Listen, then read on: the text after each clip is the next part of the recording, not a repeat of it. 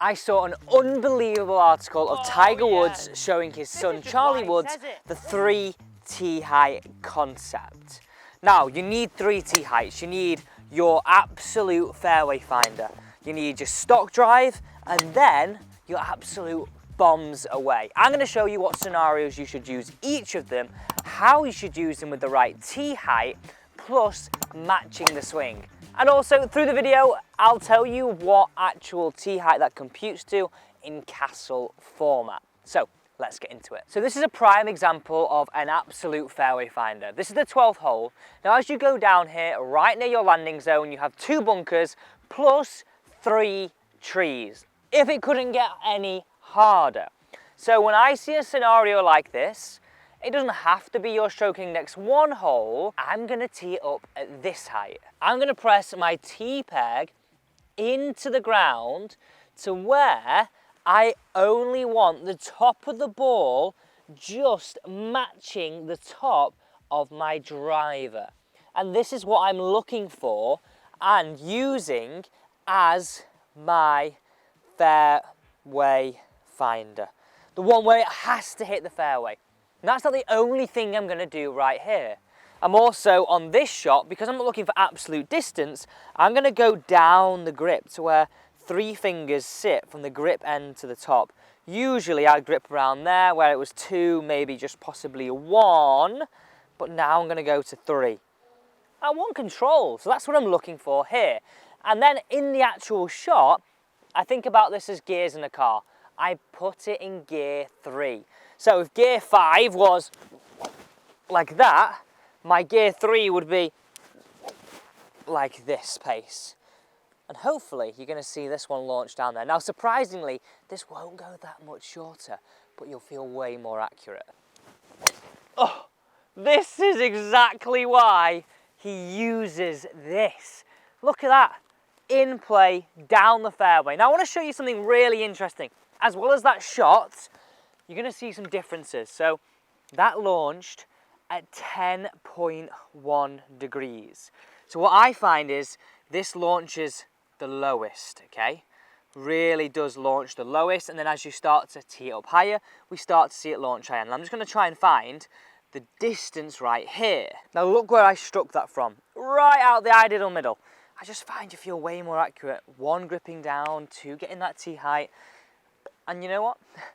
I'll be happy with that as just a general drive. But the amount of confidence I have in that first tee height is crazy. So when you need to hit the fairway, pressure scenarios, tee up where the top of the ball just sits level with the top of the face. Hole number 2. Number 14, look at the yardage. 361 and 377 from the gents and 320 from the ladies' tees. Now, the reason why I'm putting this into our middle category, this is our stock drive. It's a little bit narrow around here, but there's not many hazards, hence why I'm putting this into the stock drive category. Now, if you're wondering why we're putting this video out today, well, I'm powered by you, the viewers, and I've had so many comments on driver, how do we become more accurate, how genuinely do we just actually become a better driver of the golf ball? Well, this is key. If it's good enough for Tiger and his son, it's definitely good enough for me and you. Now, if you want me to cover something else, comment down below what you need help with, and you must be a subscriber, so make sure you subscribe and turn on that bell. Okay, this is tee height number 2.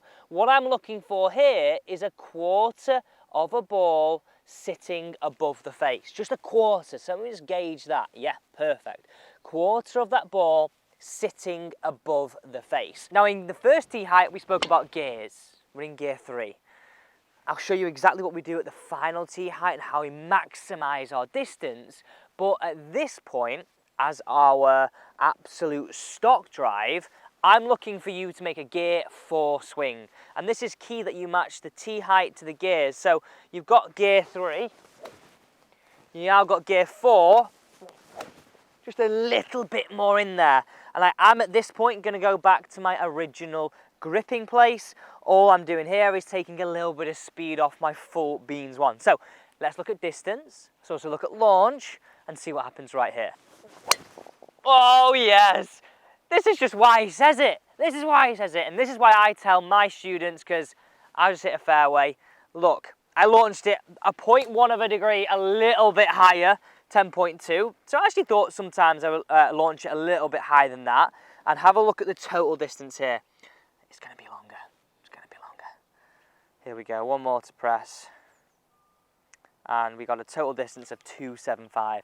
So 256, 275. Now just think, if you're looking at that going, that's a stock.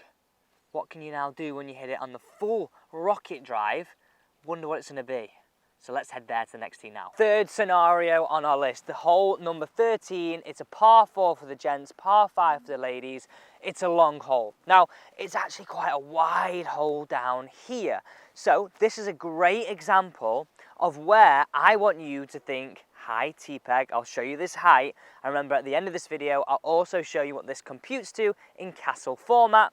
So this is how you hit your bombs away rocket drive shot. Now in terms of tee height, what I look for here is half a ball above the face. Now I know that goes against most of the advice you've ever been told, but I'll be honest, if we're looking at sort of, I think for most golfers, if you have 3/4 of the ball above the face, it's a little bit, I guess, unreliable. Whereas I feel like half to 3/4 in that space there, that is what I'm looking for at our final highest tee peg.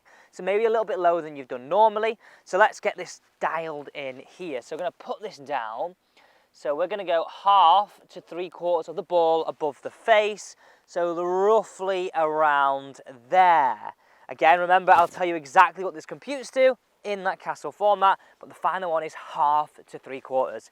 Right, look at the carry on this.